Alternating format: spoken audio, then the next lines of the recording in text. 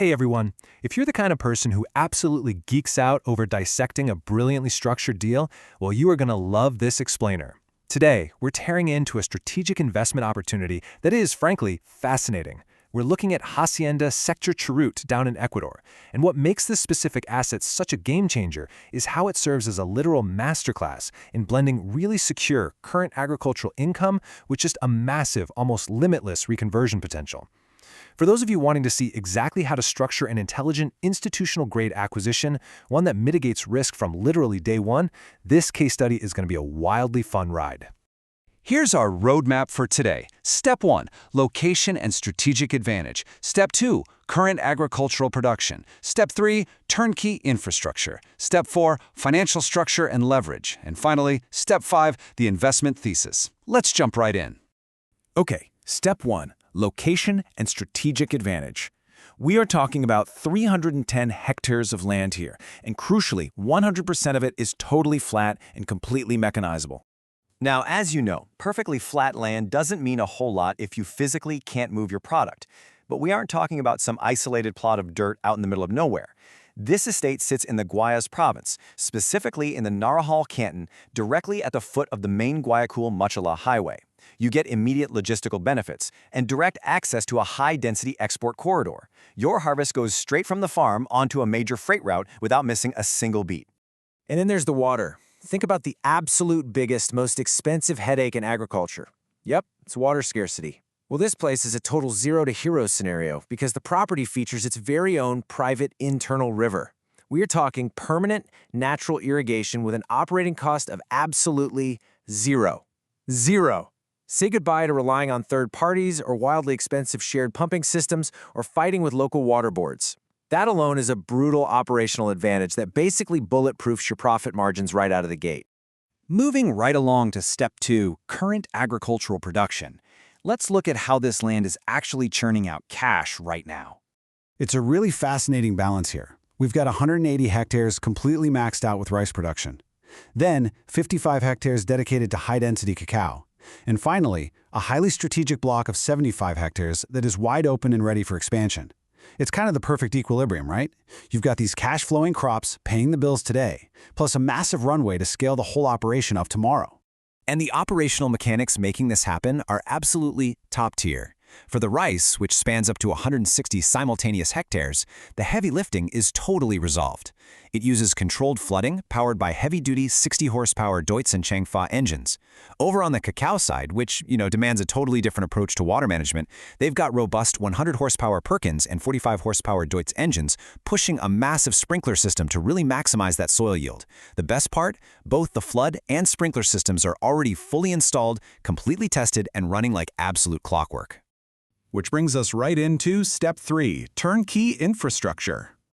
Okay, to really grasp the value here, we need to define a crucial institutional term used in these types of deals, a closed-door sale or venta a puerta cerrada. In the real world, this means the asset is transferred as a fully living, breathing, operating business ecosystem. You're not just buying dirt, you are acquiring the connectivity, the living quarters, the machinery, the momentum. Whoever takes the keys today just continues operating tomorrow without a single second of operational downtime. I mean, just wrap your head around the sheer volume of this turnkey inventory. The day one value is completely off the charts. On the industrial side, you're walking into 400 square meters of drying racks, stainless steel dryers, and massive 2,000-gallon fuel reserve tanks. Habitability, logistics, completely solved. You've got satellite internet, full security cameras, and camps that comfortably house 25 people. And the physical machinery includes literally everything from heavy waxy tractors right down to the portable pumps and chainsaws. It's the whole shebang. It's every single piece of inventory you need to run an agro-industrial empire.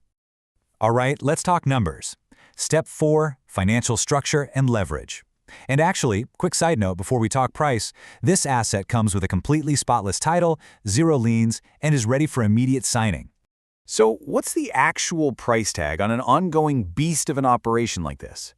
Based on a highly competitive market valuation of $15,000 per hectare, the total valuation sits at $4,650,000. And remember, that is the complete package. The 310 flat hectares, the yielding crops, the private river, all that industrial infrastructure, and every piece of heavy machinery we just talked about.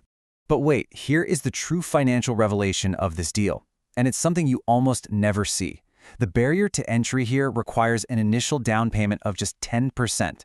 That's $465,000. In the world of massive agro-industrial transactions, walking into an asset of this scale with only a 10% initial commitment is incredibly rare. It's a huge anomaly.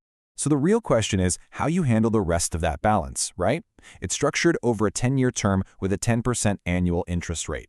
The brilliant part of this leverage structure is that it keeps your capital totally free.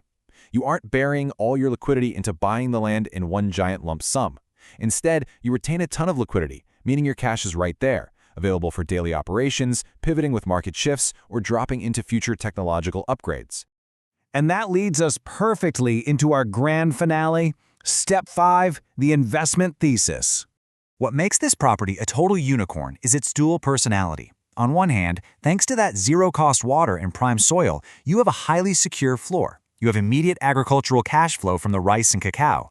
But on the other hand, and this is where it gets crazy, you have an almost limitless ceiling. In what might be the ultimate agro-industrial plot twist, this environment is perfectly primed for a massive future reconversion into shrimp farming ponds. And remember, Ecuador is an absolute world leader in the shrimp industry. So you're looking at an incredibly shielded play with super low operational expenses today and a wildly lucrative pivot available tomorrow. It's honestly a masterstroke in balancing risk and growth while keeping your cash on hand, which leaves us with a highly strategic and I think pretty provocative question to end on. If you step into this ecosystem with only 10% down and you are sitting on a mountain of retained liquidity, what exactly is your optimal 24-month strategy?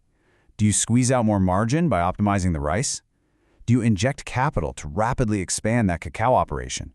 Or do you take the leap and pivot straight into the massive profitability of the shrimp industry? The cards are dealt, the board is set, but it's the tactical decisions you make with that liquidity that will ultimately dictate your long-term returns. Thanks so much for joining me on this explainer today. Keep learning, keep analyzing, and I'll catch you on the next one.